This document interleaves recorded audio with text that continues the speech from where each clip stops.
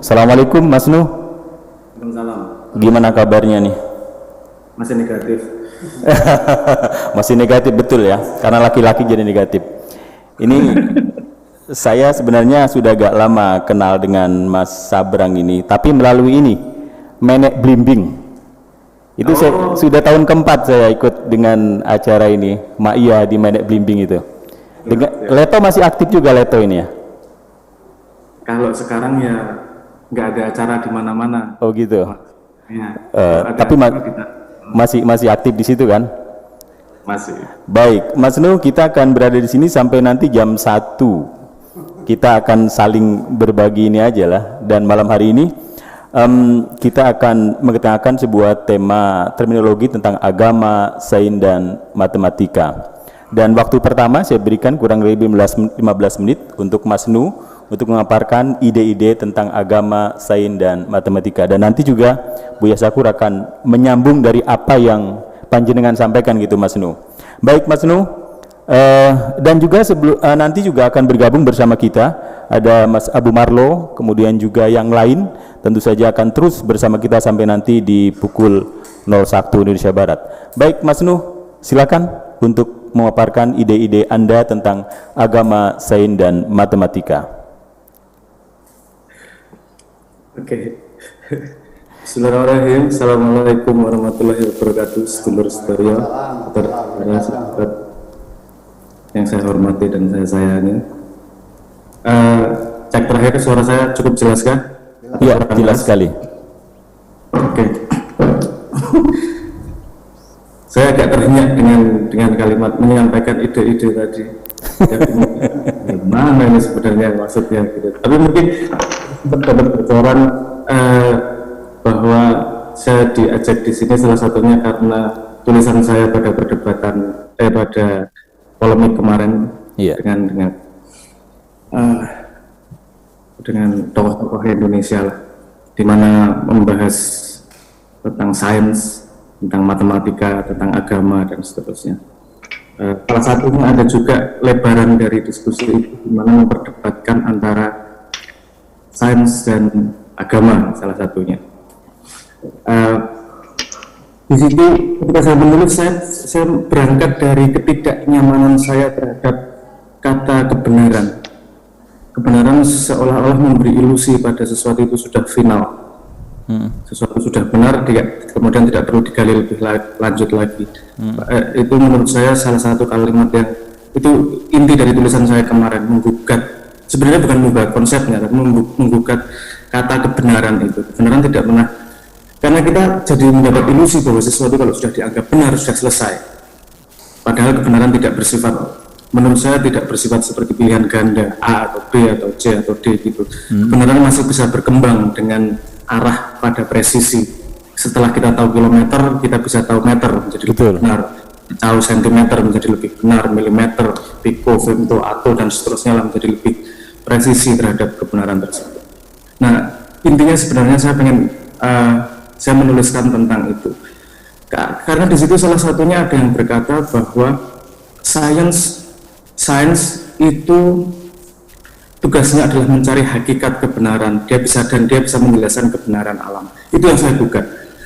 Sebenarnya konsepnya sangat simpel, karena saya melihat itu sebagai epistemic fallacy. Gini maksud saya, sains sendiri tidak pernah menawarkan tentang kebenaran jagat raya. Sains membuat sebuah model interaksi. Sains membuat sebuah model di mana model itu prediksinya terhadap apa yang terjadi di alam raya itu presisinya saat ini lumayan tinggi sehingga efektif digunakan dalam teknologi. Apakah dia menjelaskan jagat raya? Jagat raya tidak pernah ngomong apa-apa tentang kebenaran pengetahuan manusia, karena konstruksi pengetahuan manusia sendiri dibangun oleh manusia dan tidak pernah ada komunikasi dengan alam. Kita hanya melakukan eksperimen. Kalau mau ngomong metode ilmiah, yang benar bukanlah pandangan manusia terhadap alam, yang benar adalah hipotesis terhadap eksperimen, itu yang benar. Jadi eksperimennya sesuai dengan hipotesis yang diberikan, properti kebenarannya ada di situ. Yang saya buat kemarin di situ. Dan follow up-nya menarik karena salah satunya adalah menabrakkan kebenaran mana agama sama sains. Saya lagi-lagi sangat gatal di situ karena premis keduanya sama sekali berbeda menurut saya. Ini tulisan belum saya keluarin, tapi mungkin minggu-minggu ini 2-3 hari lagi saya menjawab tentang pertanyaan yang menurut saya cukup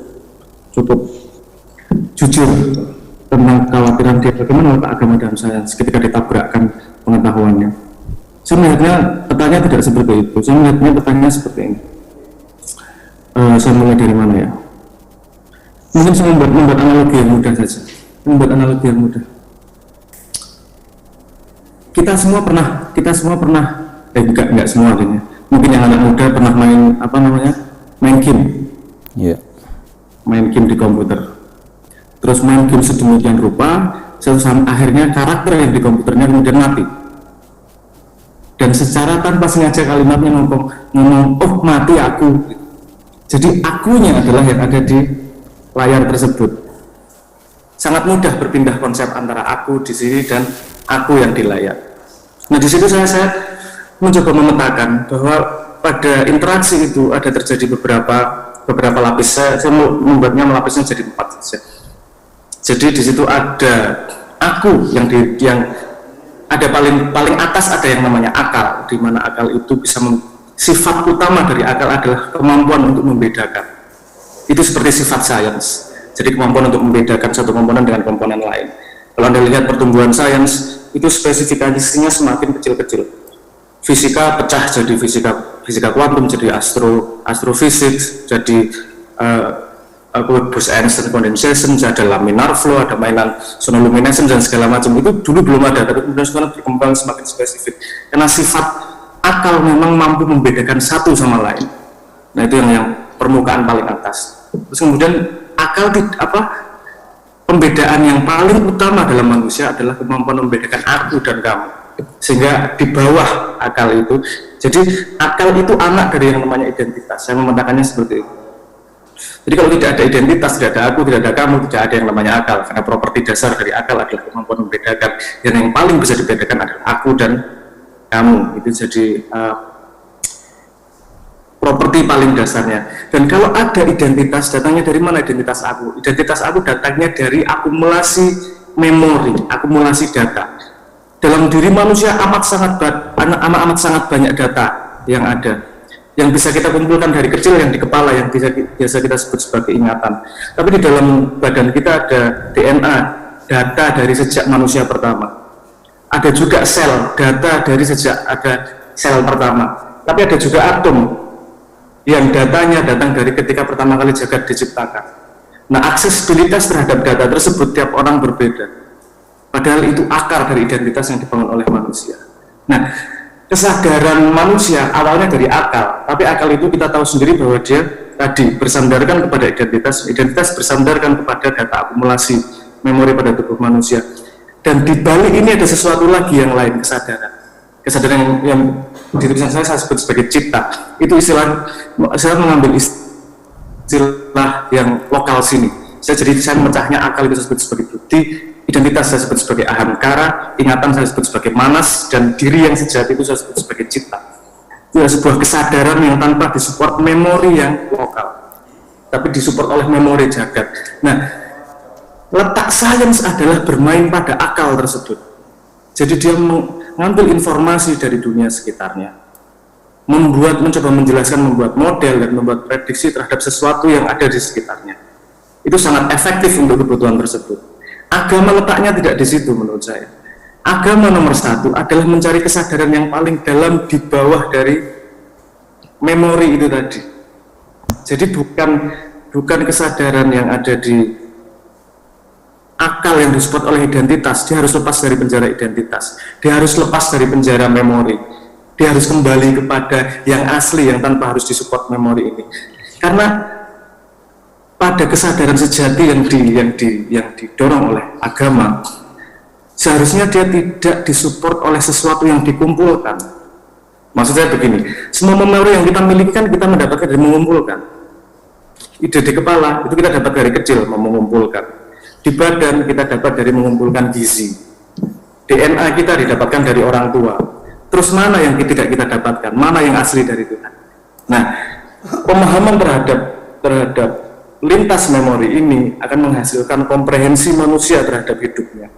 Dan ini inti dari manusia, dari agama, sehingga agama tidak bisa disandingkan dengan, tidak bisa ditarungkan dengan sains.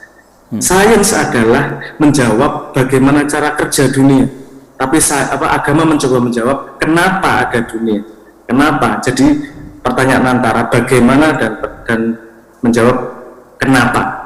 Jadi itu sama sekali berbeda. Jadi dua-duanya sangat bisa bersanding. Karena sains memberi prediksi pada sesuatu yang di luar dengan sangat akurat pada jarak waktu yang pendek, pada rentang yang pendek. Agama tidak punya hipotesis sama sekali terhadap sesuatu setelah kematian misalnya.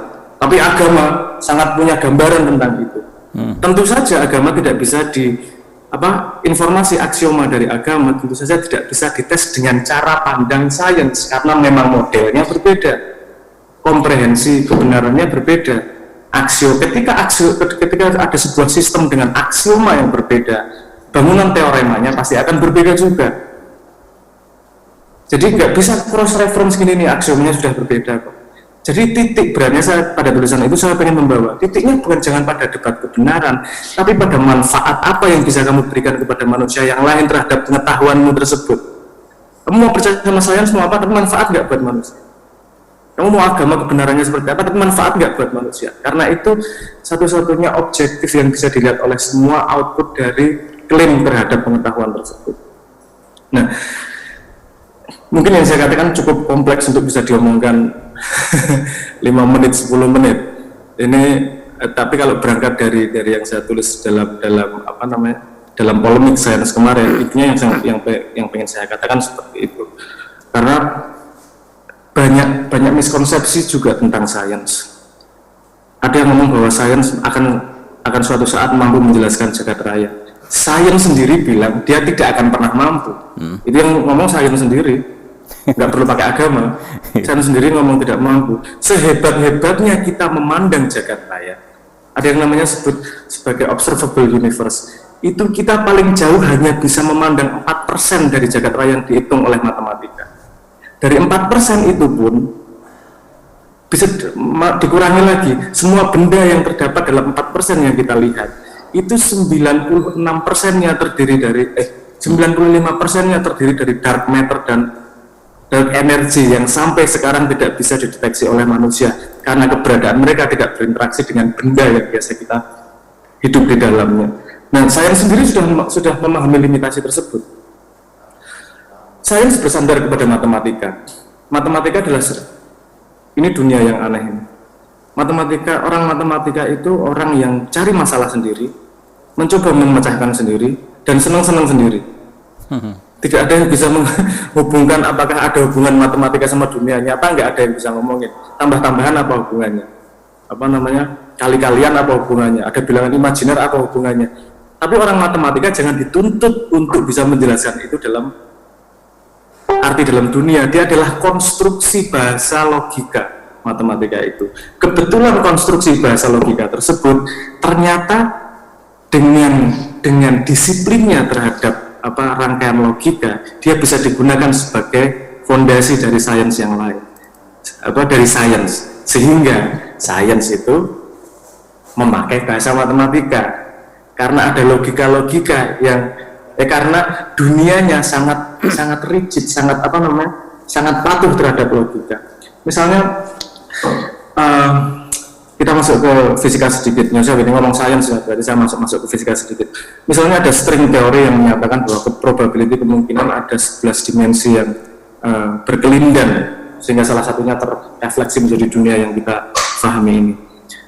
Kalau imajinasi yang kita pandang, yang kita alami sehari-hari, kita tidak mungkin bisa melihat lebih dari 3 dimensi.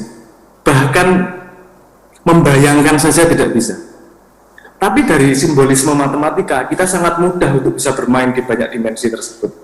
Karena kita tidak perlu membayangkan, yang matematika sediakan adalah alur dari sebab akibat. Ketika kita bisa mengetahui alur sebab akibatnya, kita bisa tahu apa yang terjadi di situ. Karena dunia juga intinya sebenarnya sebab akibat. Yang kelihatan ini kan cuma user interface saja ini. Cuman UI aja ini. Tapi intinya kan sebenarnya sebab akibat seperti itu. Dan semua yang terjadi di layar, ketika dalam tulisan saya, dan semua yang terjadi di dunia ini sebenarnya adalah layar. Dan agama mengajarkan, akumu itu bukan yang di layar loh, bukan karakter yang kamu mainkan loh. Aku yang sebenarnya adalah yang bermain di luar layar. Jadi pada semua memori tersebut, kemudian la ilaha, ini tidak, memorinya di track semua sampai ke awal jagat raya, dan ternyata ini semua tidak. Yang tersisa adalah yang asli. Yang asli yang mana? Bukan yang bermain di layar kehidupan, tapi yang megang keyboard sama mouse di belakang layar tersebut. Nah, ini dua arah yang berbeda dari sains dan agama. Walaupun tidak bertabrakan sama sekali, karena mereka pada satu framework yang sama dan mereka saling mendukung satu sama lain. Jadi menurut saya tidak perlu diperdebatkan antara agama dan sains. Sains menjangkau sesuatu pada efektivitasnya, tapi agama mencoba menjangkau pada peta terbesarnya dari jagat ini.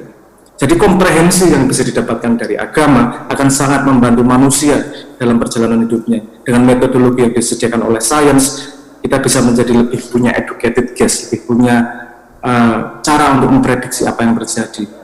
Karena manusia adalah satu-satunya makhluk di muka bumi yang sangat peduli pada waktu. Kita satu-satunya makhluk yang paling takut kehabisan waktu.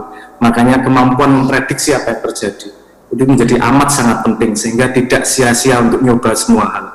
Saya menyediakan itu. Kalau saya gini kira-kira gimana ya? Saya gini kira-kira gimana? Walaupun tidak tepat, kira-kira itu sudah menutupi kemungkinan salah berapa persen. Nah, itu sangat efektif sains. Nah, kekuatan untuk meneruskan itu disediakan oleh agama. Jadi menurut saya agama, sains, matematika itu hidup berdampingan dalam manusia. Ini bukan urusan hierarki mana benar mana salah, tapi efektivitas manusia menggunakan alat tersebut untuk menemukan dirinya dan bermanfaat pada kehidupan di layar tersebut. Mungkin awal itu yang saya sampaikan, daripada kepanjangan nanti malah kayak kuliah 3 SKS, jadi kita lebih enak diskusi aja, monggo. Matur nuwun. Wassalamualaikum warahmatullahi wabarakatuh. Waalaikumsalam warahmatullahi wabarakatuh. Terima kasih untuk Mas Nuh. Ini sebuah penyampaian ide yang sangat komprehensif saya rasa, dan malam hari ini Mas Nuh lebih banyak menyampaikan tentang kebenaran yang ternyata kebenaran itu juga sangat beda, pendekatan kebenaran agama, sains dan matematik. Saya tertarik dengan tulisannya Mas Nuh yang ditulis tanggal 10 Juni 2020, di mana pada koda Mas Nuh menulis real world mungkin akan terus diam, tapi dia tidak pernah gagal mengikuti apapun yang kita jogetkan. Instrumen mana lagi yang harus kita tabuh agar kita tak berhenti tumbuh? Untuk kita yang hidup bersama, mungkin nada memang berbeda, tapi simfoni harus tetap ditembangkan, yang mungkin bisa membawa kita ke tempat yang belum pernah terbayangkan. Itu tulisannya Mas Nuh kan? Pada kode yang terakhir, seperti itu. Nanti mohon penjelasan Mas Nuh ya. Nah ini Buya, bagaimana pendapat Buya atau menanggapi, biasanya Buya menyebutnya footnote ya, dari pembicara-pembicara yang sudah ada sebelumnya tentang terima kasih banyak. Kita panggilnya Mas Panulu atau Mas Damar? Iya, Mas Damar boleh lah. Oke. Tole aja. Iya. Tole. Saya pertama-tama malam ini menyampaikan rasa kebahagiaan yang sedalam-dalamnya. Iya. Bisa ketemu berdialog dengan putranya MH Nun Najib. Cak Nun ya. Cak Nun ya. Ya, kita pernah ceramah bareng-bareng dulu di Cirebon, di mana? Di Lurah ya. Ya. Saya dulu yang ceramah, terus kemudian setelah itu beliau, terus kita makan bersama. Sampai sekarang belum pernah ketemu lagi. Ini ketemu sama anaknya. Iya. Jadi saya sangat sepakat dengan pikiran Mas Damar bahwa betapa sulitnya kita mencapai suatu kebenaran. Iya. Saya juga meyakini bahwa kita tidak mungkin akan bisa mencapai suatu kebenaran yang mutlak. Kebenaran yang kita capai ya derajat tingkatnya ya tergantung nanti, tapi tidak mungkin mutlak, itu nggak mungkin. Kita paling-paling hanya mendekati kebenaran. Kira-kira faktor apa yang menyebabkan kita tidak pernah menyampaikan mencapai suatu kebenaran yang mutlak? Karena ada dua hal. Pertama adalah subjektivitas kitanya sendiri. Iya. Kemudian yang kedua adalah relativitas materi yang kita pelajari. Yang saya maksudkan subjektivitas ini bukan sekedar like and dislike ya, tetapi juga dua orang tidak mungkin sama dalam memandang sesuatu. Ketika usianya berbeda, pasti akan cara melihatnya juga berbeda. Tingkat pendidikan berbeda juga pasti akan berbeda. Kemudian status sosial, pejabat, orang biasa, pedagang, petani, dan sebagainya juga pasti tidak akan sama melihatnya. Orang kaya, orang miskin juga sama. Kemudian panca indera kita juga ketajamannya juga tidak sama. Otak kita ini dicipta oleh Tuhan ini not everything ya, tapi sangat terbatas sekali. Sehingga saya sendiri pernah mengatakan, ya sekalipun dibantah, tapi ya saya katakan bahwa otak kita ini terbatas. Mana mungkin akal kita bisa menjangkau Tuhan yang tak terbatas. Tapi ada yang bantah ya, ya udah nggak apa-apa lah. Sesuatu yang terbatas tidak bisa mungkin mengukur sesuatu yang terbatas. Tidak terbatas. Kemudian juga kita bisa berbeda melihat sesuatu dari indera mata, telinga, ya, peraba, pencium, ya, dan sebagainya. Kita akan berbeda melihat sesuatu ketika kita memandangnya, durasi pandangnya berbeda. Sudut pandangnya berbeda, juga berbeda. Letak pandangnya, jarak pandangnya, dan juga sisi pandang kita berbeda. Walhasil tidak mungkin kita bisa melihat sesuatu dari seluruh sudut pandang. Yang bisa melihat sudut pandang itu hanya Allah Subhanahu wa Ta'ala. Hanya Allah. Innallaha muhitun bil kafirin, innallaha muhitun bikulli syai', yuhitu bikulli syai', meliput semuanya. Kita melihat sesuatu hanya dari sudut pandang tertentu. Nah, makanya sekalipun dengan kaedah-kaedah, aturan-aturan yang saya katakan sudah super profesional ya untuk menilai kecantikan, ya standarnya 3, brain, beauty, dan behavior, dan itu sudah ada kaedahnya, dan para ahli memilih Miss Universe. Kenapa berbeda? Ya itulah persoalannya. Jadi tidak pernah mungkin kita akan sama, dan itu yang terjadi. Kemudian yang kedua adalah relativitas sesuatu yang kita pandang itu. Jadi artinya bahwa begini saja,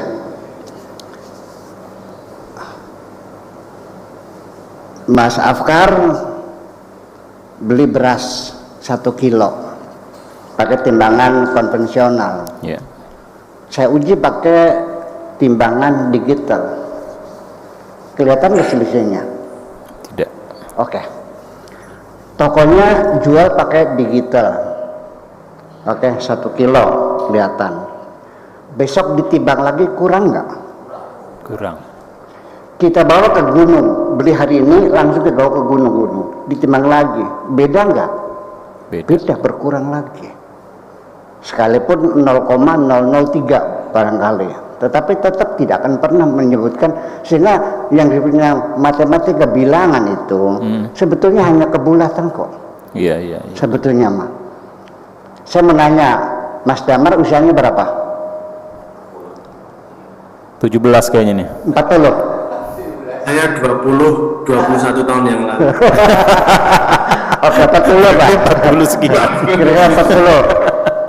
Coba dicek, pastinya 40 tahun lebih. Iya. Mesti kurang sebulan, lebih 2 bulan, kurang 3 bulan, kurang sekian jam, sekian menit, bahkan detik pun menjadi akurasi yang sangat tinggi, sulit untuk mencapai tingkat akurasi yang tinggi. Jadi apapun yang kita bilangkan sebutan bilangan, itu tidak pernah menunjukkan kepastian. Matematika hanya kebulatan saja kok. Jakarta Surabaya berapa kilometer? Sok dicoba lagi. Sekalipun pakai Google tetap tidak akan pernah sama. Akan beda sekian mili, sekian senti. Iya. Umur saya 72. Lebih malah jadi ya. Sekarang bulan lebih Ya. 4 bulan. Iya. Lebih 4 bulan. Saya tanggal 2 bulan Januari. Februari apa Januari, Bu ya? Februari kayaknya. Tanggal Februari. Nah, 2 bulan yang lalu itu pas 72. Sekarang sudah lebih berapa umurnya? Saya bilangnya 72. Iya. Ya kan seperti itu dan seterusnya. Itu. Kemudian kita juga dapat informasi dari sumber agama, yaitu dari firman Tuhan juga. Yang pertama bahwa ilmu pengetahuan yang akan kita capai tidak lebih, hanya sedikit yang aku peroleh. Iya. Ini dalam surat Al-Isra, mohon dicatat barangkali. Wa yas'alunaka 'anir ruh qulir ruhu min amri rabbi wa ma utitum minal ilmi illa qalila. Apa yang diberikan buat kamu, ilmu yang kau capai tidak lebih, hanya sedikit. Bahwa sampai sekarang nggak ada orang yang menguasai satu bidang ilmu secara lengkap, tetap masih ada kekurangannya. Nah, kekurangan-kekurangan itu nanti siapa yang menyempurnakannya adalah generasi berikutnya. Karena sains itu adalah bukan kreasi seseorang, tapi kreasi bergenerasi. Ya, kosmologi sekarang itu bukan kilometer aja, dari Kopernikus, sebelumnya sudah ada lagi ulama Islam dan sebagainya, dan itu terus sampai sekarang masih terus dikaji dan tetap akan menemukan sesuatu yang baru. Tidak akan pernah sempurna. Nah, yang kedua, sumber dari Al-Quran juga, ini surat Yusuf. Fabada'a bi'awiyatihim qabla bi'ai akhih semastakhrajaha min bi'ai akhihi kadzalika kidna li Yusufa maka liyakhudha akhahu fi dinil maliki illa an yasha Allah narfa'u darajatil man nasha wa fawqa kulli dhi ilmin alim. Nanti setelah ini nanti akan ada orang yang lebih pintar kita. Sekarang teknologi otomotif saja. Dulu Ford ketika membuat mobil letter T itu setirnya di tengah, belum ada wipernya. Klaksonnya dipejet pakai karet, tetot gitu kan. Berapa generasi menyempurnakan sampai mobil nyaman seperti ini. Maka pengetahuan juga sama, saling melengkapi dan tidak akan pernah selesai. Ini informasi dalam Al-Quran. Jadi artinya nonsen kalau orang mengatakan benar mutlak telah dicapai, nggak mungkin akan terjadi. Ya sangat sepakat sekali dengan Mas Damar. Mas Damar. Ya, Damar tuh Mas Sabrang. Ya. Nah, kemudian ini sudah saya baca makalahnya dan itu sekedar tadi ungkapan kesepakatan saya dengan pikiran Mas Sabrang tadi. Kemudian ada pertanyaan yang ingin saya sampaikan. Ini halaman 6. Ini makalahnya nggak ada halamannya, saya bikin halaman sendiri, kira-kira halaman 6 lah. Yang berbunyi, gagasan ini mempunyai efek pada pemahaman tentang bagaimana memvalidasi hipotesis yang bisa dicek kebenarannya hanyalah hipotesis yang bisa diobservasi langsung. Kita coba melihat kemampuan kita apa saja yang bisa kita observasi secara langsung dan apakah kehidupan kita berpijak pada observasi langsung itu. Tapi saya ingin menanyakan tentang siapa itu yang racun Mirna tuh? Jessica. Iya. Sidangnya hampir 40 kali, melelahkan ya. Sidang dengan manggil para ahli di bidang kimia dan Singapura dan sebagainya. Ujung-ujungnya keputusan hakim menghukum Jessica bersalah tidak berdasarkan direct evidence, hanya circumstances evidence. Artinya tidak ada bukti apakah itu sidik jari di gelasnya Mirna, apakah CCTV yang merekam gerakan Jessica menaruh racun apa namanya itu? Kopi sianida ke gelasnya Mirna, tidak ada. Ya.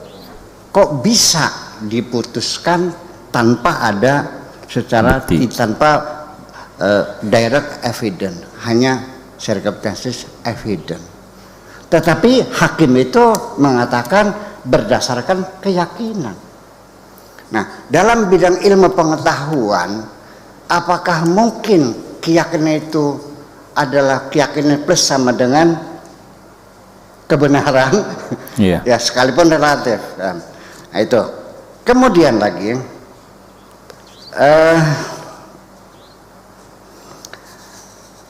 saya bisa mengambil kesimpulan-kesimpulan tanpa melihat objeknya secara langsung, tidak ada directnya. Begini, saya bisa membuat berbagai kesimpulan dan insya Allah akurasinya ya lumayan lah, sekalipun tidak akurat sekali. Di pagi hari saya buka pintu, di depan ada tapak binatang. Yeah.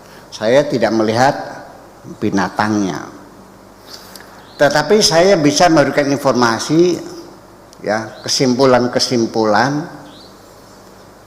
Satu, bahwa tadi malam ada binatang lewat rumah saya, satu.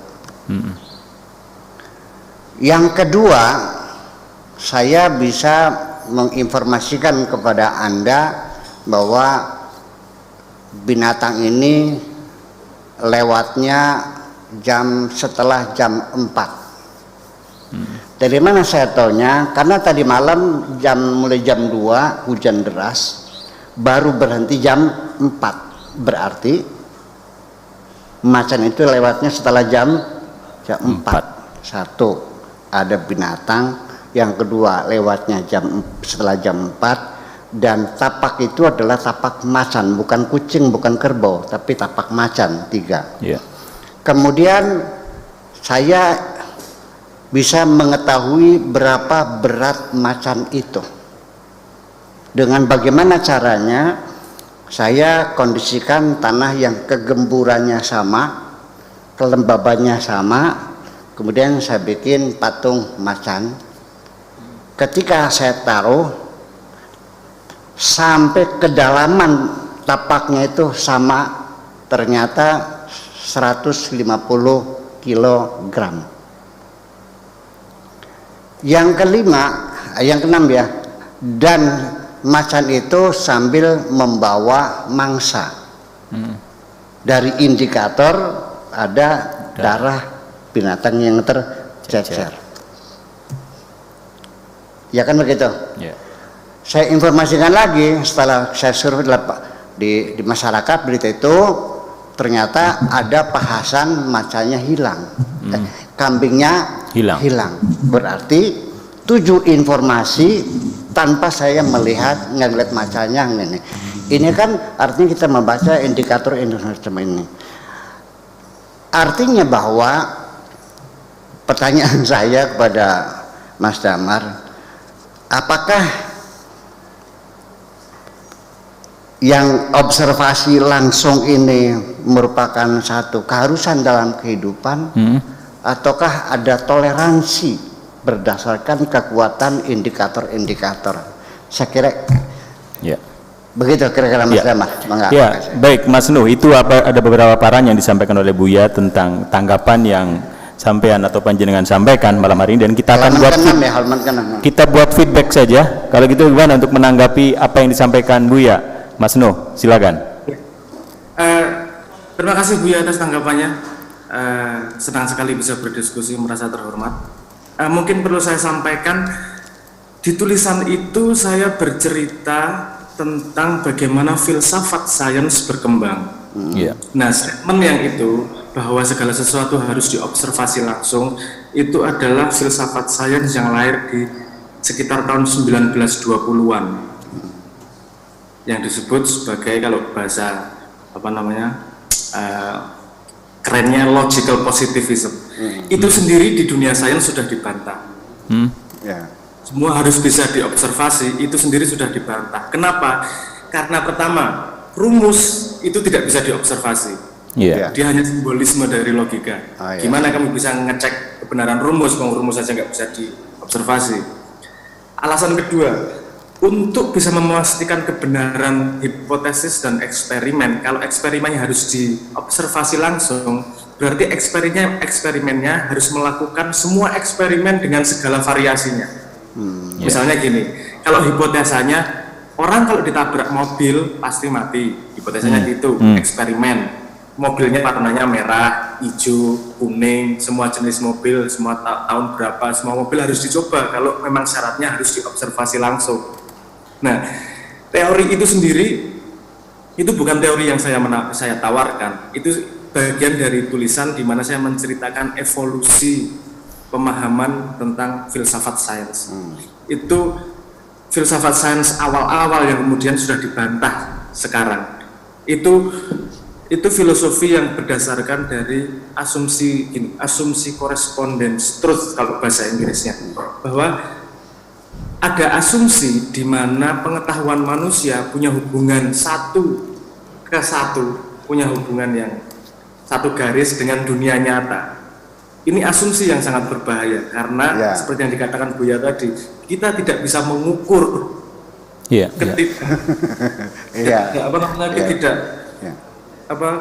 ketiadaan ini otak manusia. Bagaimana kita mampu membuat asumsi bahwa pengetahuan manusia dan alam punya hubungan satu-satu.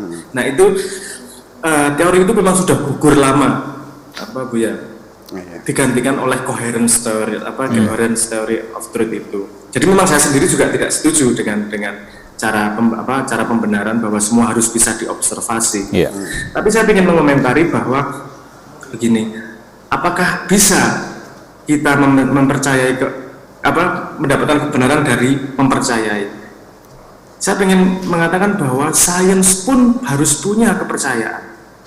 Karena kalau tidak ada kepercayaan, dia tidak bisa membangun ilmu pengetahuan. Jadi ada yang disebut sebagai aksioma. Aksioma adalah sebuah pernyataan yang sudah dianggap benar tanpa harus dibuktikan. Nah, itu nggak bisa diapa-apain, harus percaya aja. Misalnya gini, kan kalau sains pakai metode ilmiah, tidak pernah ada yang melakukan, tidak pernah ada yang bisa melakukan gini, membuktikan kebenaran metode ilmiah. Memakai metode ilmiah itu nggak pernah ada yang bisa. Jadi metode ilmiah sendiri tidak terbukti secara benar. Cuman kita percayai bahwa itu cukup efektif untuk membangun bangunan ilmu pengetahuan tersebut. Jadi pada semua sistem, pada semua model pengetahuan pasti ada yang namanya aksioma itu, sesuatu yang kita percayai tanpa mempertanyakan. Seperti kalau di agama kita mempercayai Tuhan, jangan ditanyakan buktinya, orang itu aksioma kok. Kita bersyahadat itu aksioma, kita bersyahadat itu kita percaya tanpa bukti, udah tidak percaya. Itu sama seperti sains pada metode ilmiah. Kamu percaya metode ilmiah bener, udah titik, selesai. Nah, ini juga yang saya tulis di situ pada bagian-bagian akhir dalam bidang matematika yang disebut sebagai Gödel incompleteness theorem. Matematika sendiri mengatakan bahwa pada sebuah sistem pasti tidak mungkin dia bisa membuktikan dirinya konsisten. Tidak bisa membuktikan kebenarannya pasti lengkap. Itu sudah matematika sudah. Iya.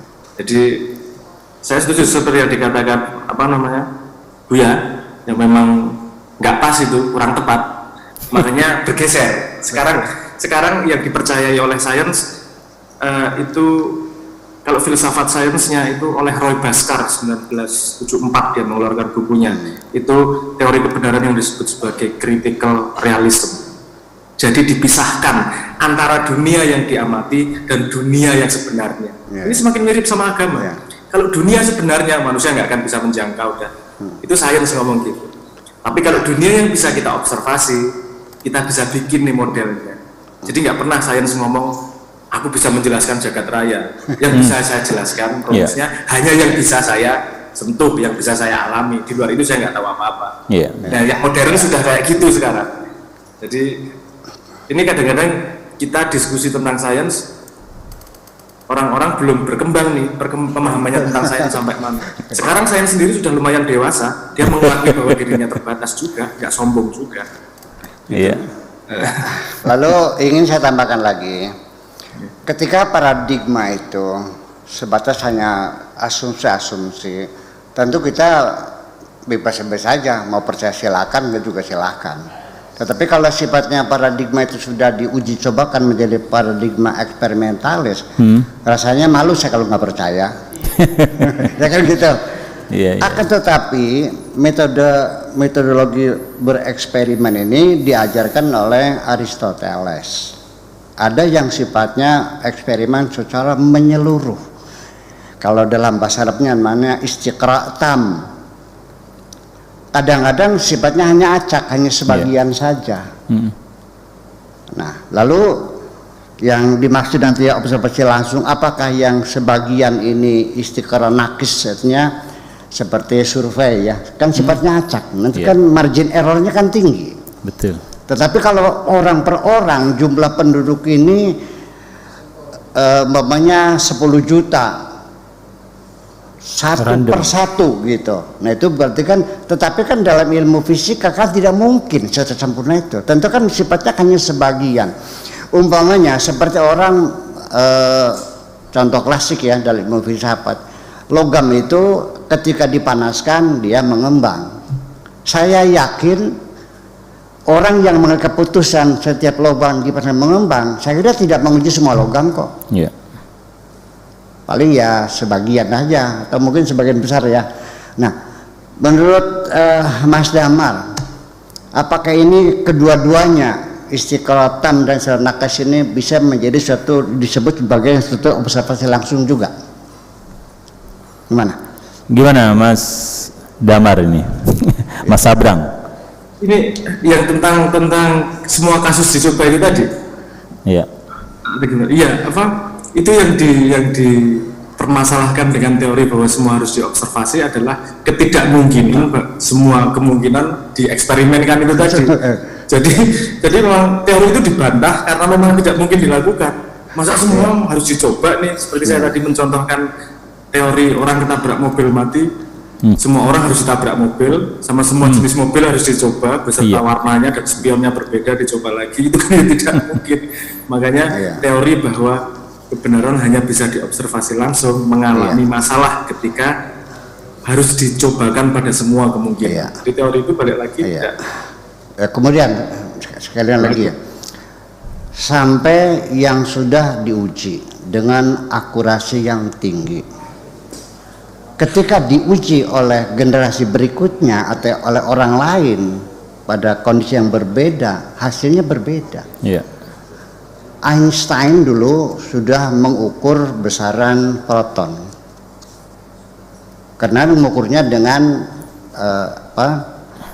pembelokan proton itu elektron ketika mengorbit pada proton. Ketika diuji berikutnya, generasi berikutnya, ternyata lebih kecil sekitar 14% daripada protonnya Einstein. Itulah namanya ilmu, makanya wa fawqa kulli dzi ilmin alim, itu informasi dari Al-Quran. Oke. Iya.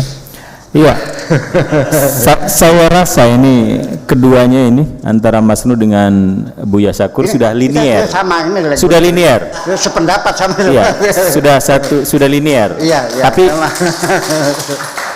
izinkan saya menggunakan istilahnya sudah reproksibel, begitu Ya. antara keduanya. Jadi saya akan sapa dulu Mas Abu, Kang Abu, menanggapi apa yang telah disampaikan oleh Buya dan juga Mas Nuh malam hari ini. Seperti apa, Mas Abu? Silakan Mas Abu. Oke, saya sih sangat menikmati sekali. Ya. Pertama, saya di forum ini ketemu sama guru Buya Syakur. Yang kedua, saya ngefans banget sama Mas Abrang karena saya datang ke Kenduri Cinta di Jakarta tuh sering banget gitu, Mas. Nah, baru kali ini bisa satu stage gitu. Biasanya aku nonton Mas Abrang untuk bicara gitu. Yeah. Thank you. Saya melihat gini, Kang. Jadi intinya adalah dua-duanya membuka wawasan dan ya seperti biasa saya selalu menyebutnya mind blowing gitu ya. Membuat pikiran kita jadi benar-benar terbuka gitu. Dan yang menariknya adalah ketika agama, sains, spiritual dan seterusnya ini terpisah, kita tidak bisa melupakan bahwa Allah sendiri mengatakan semua datangnya dari tempat yang sama gitu. Iya. Quran mengatakan bahwa akulah yang awal dan akulah yang akhir.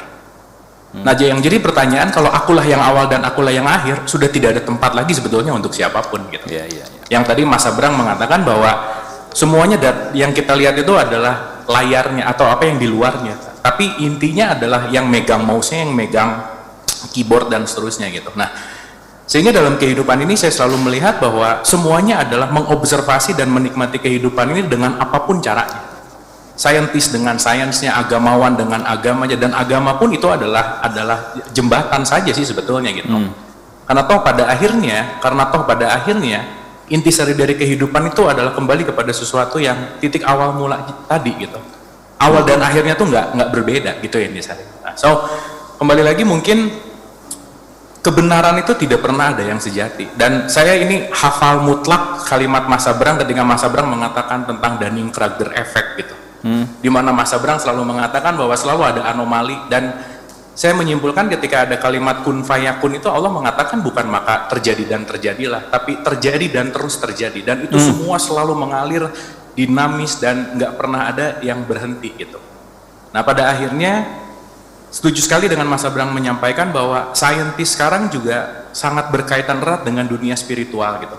Bahkan saya contohkan misalnya Greg Braden dengan Divine Matrix-nya, Bruce Lipton dengan banyak sekali gitu ya, Joe Dispenza dan seterusnya gitu.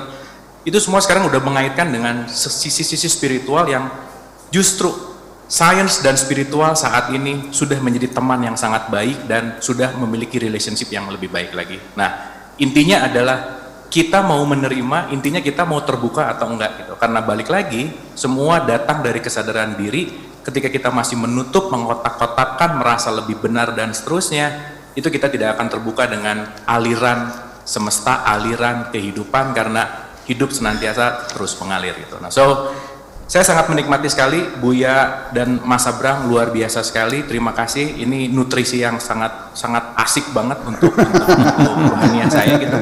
Nutrisi yang keren banget. Ya, wabil khusus dua orang ini saya ngefans berat sama dua-duanya, itu aja sih. Oke, makasih banyak. Iya. Terima kasih untuk Mas Abu yang sudah merespon, dan saya berikan kesempatan untuk Buya merespon apa yang disampaikan oleh selanjutnya, Mas Abu tadi. Saya ingin juga menyampaikan pertanyaan halaman ke-13 yang bunyinya kebenaran tergantung pada frame of reference individual. Ini bikin susah, terutama kalau truth tanda kurung atau derajatnya diperlukan untuk mengambil keputusan penting yang berhubungan dengan orang banyak. Persengketaan di mana-mana ada ketika mengambil keputusan, masing-masing berdasarkan studi, berdasarkan dengan pendapat dan sebagainya, bahkan kadang-kadang melibatkan laboratorium. Sehingga terjadi terutama di Amerika itu dagang obat. Itu kadang-kadang bom-boman gitu supaya obat ini mengandung begini, ada efeknya gitu. Termasuk kita juga pernah dibully juga, dikerjain, yaitu komoditi ekspor unggulan kita, CPO, crude palm oil, itu langsung jatuh, artinya tidak laku di dunia.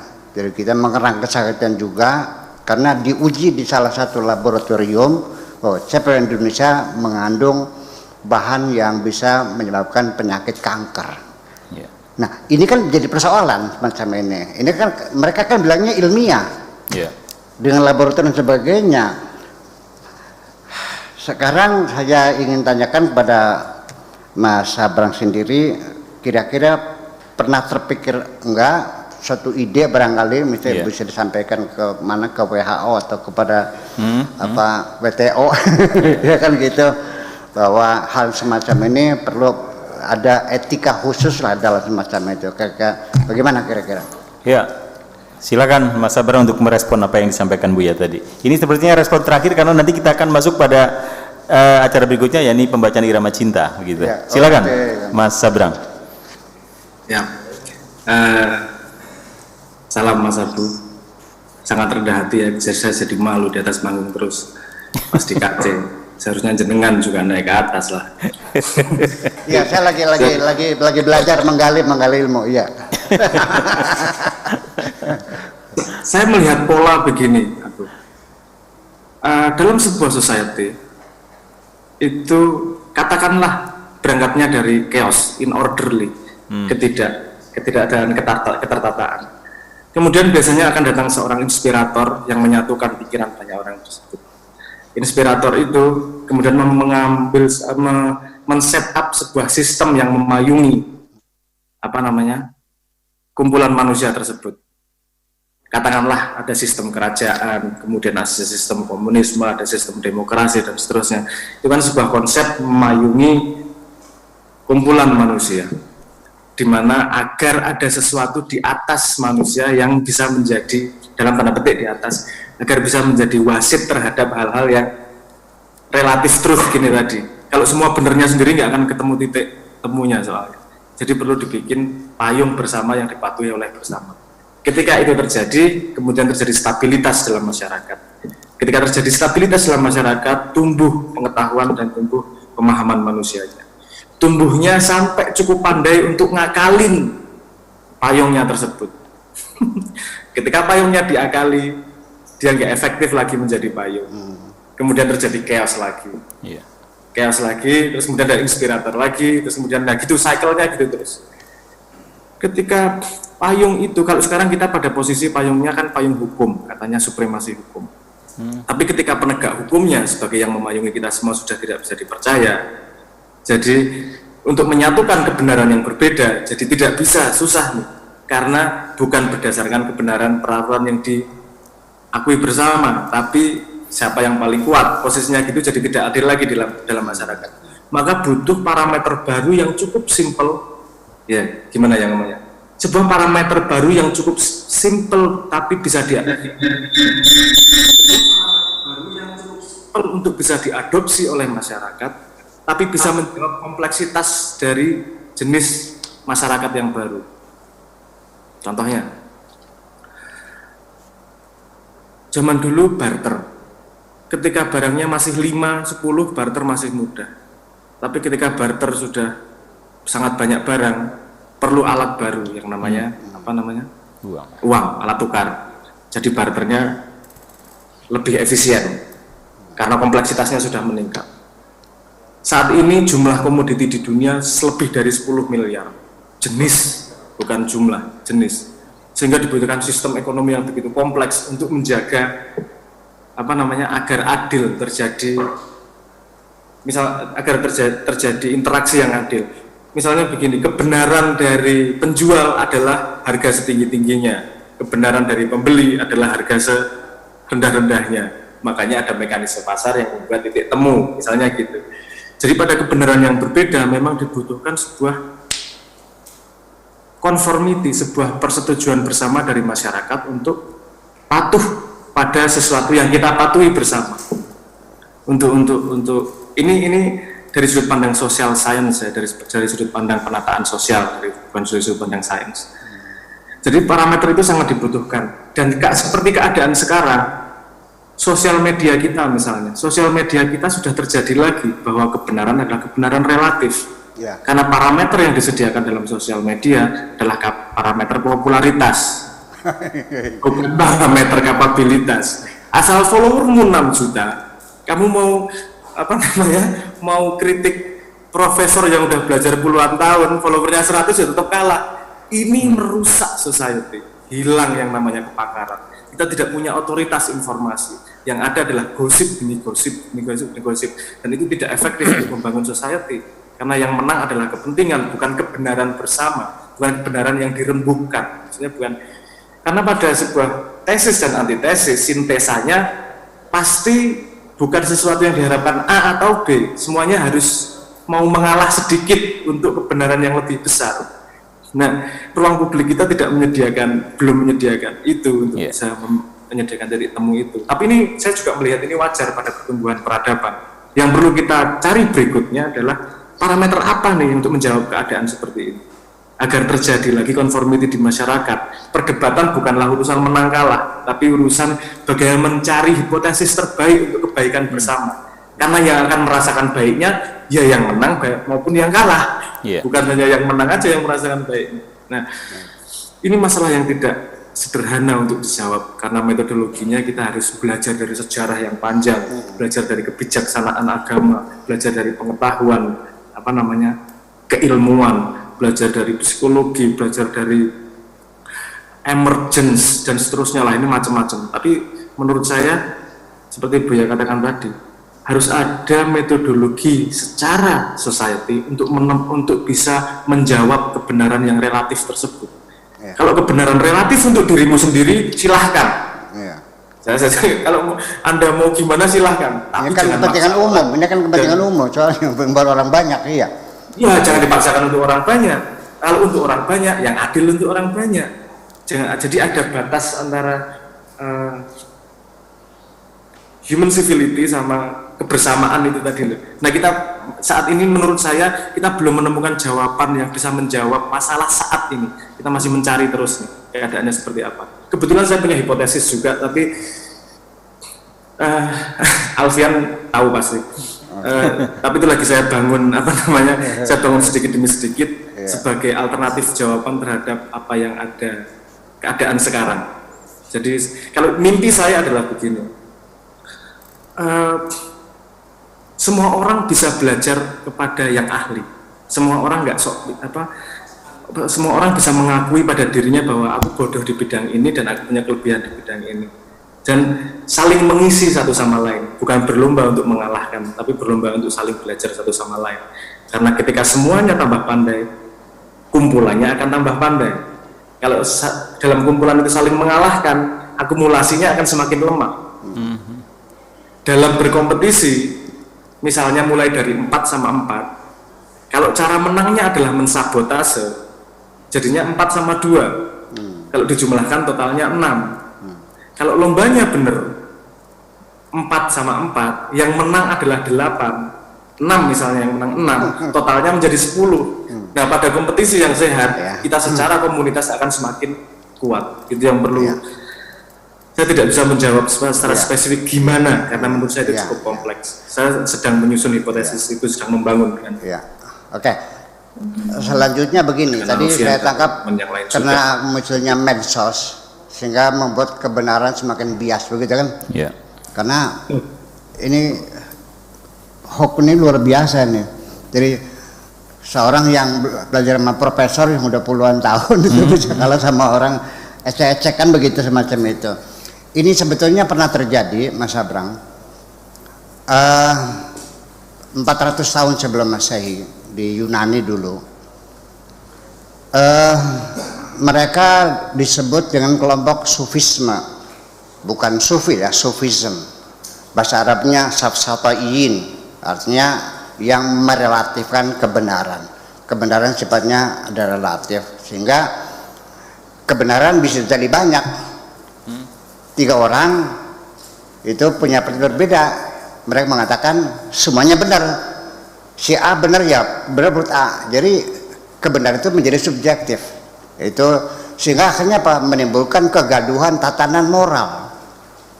Itu yang terjadi. Yaitu tokohnya itu seperti Anaximenes dan Anaximandros. Ya. Nah, maka munculnya Aristoteles, Socrates dan Plato itu adalah merupakan antitesis terhadap hancurnya tatanan nilai yang berlaku di Yunani itu. Ya, nanti masing-masing berbicara tentang demokrasi, tentang keadilan. Kalau Plato tentang etika khususnya itu sebagai antitesis. Nah, ketika melihat semacam ini, saya kira kan mesti kan Mas Abraham untuk melakukan antitesis juga kan? Gitu kira-kira ya. Iya. Ya, bareng.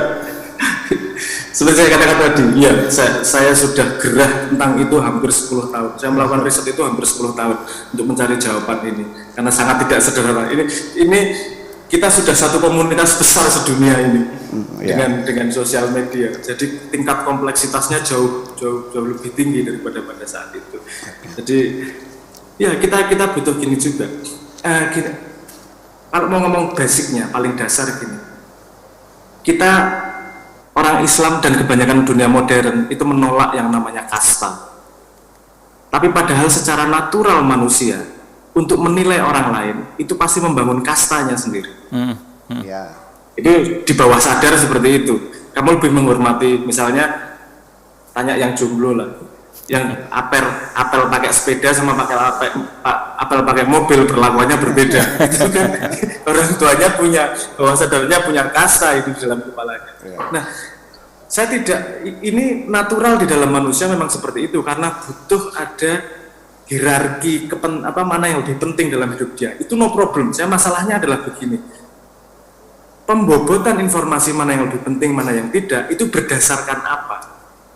Kalau berdasarkan popularitas seperti saat ini, kita nggak akan kemana-mana.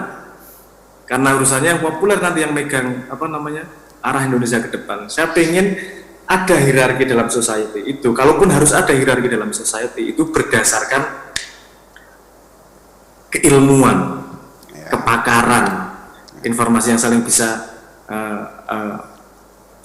mencerahkan satu sama lain. Jadi secara generasi berikutnya akan lebih baik secara keilmuan, generasi berikutnya lebih baik secara keilmuan, seperti yang dikatakan Buya. Tapi membangun ini harus di ruang publik internet kan, tapi depan sama Facebook kan tidak mudah juga, Buya. Ini raksasa dia.